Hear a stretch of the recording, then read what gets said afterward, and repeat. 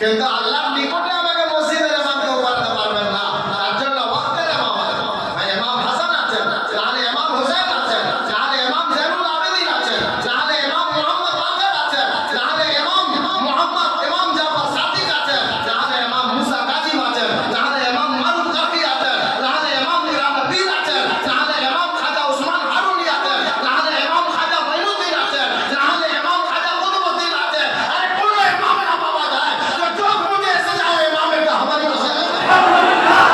हमारी बसे आते हैं जो तुम्हारे कहा जाए सलाम अल्लाह का से दिए देता पारे और अल्लाह के देखिए बोला अल्लाह का सजदा को लाभ देके बोलो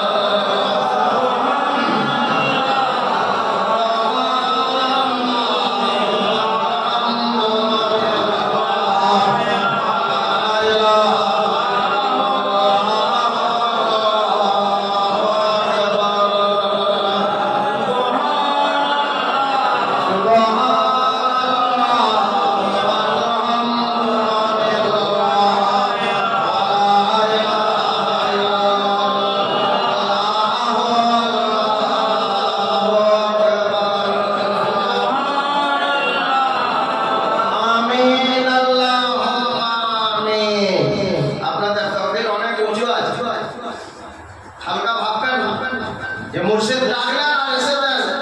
क्यों खिचड़ी मिली करते क्यों लाठी खेला करते क्यों ताजिया बनाते কিন্তু আপনাদের তকদীর ভালো যে মুর্শিদ তিনি বসে আপনাদেরকে ইমাম হোসেন আলাইহিস সালামের কোরআন শোনাচ্ছেন কোরআন মায়ানা শোনাচ্ছেন আর আপনাদেরকে বসিয়ে তসবিহ পড়াচ্ছেন হাসরের ময়দানে দেখবেন আপনারা আপনাদের তকদীর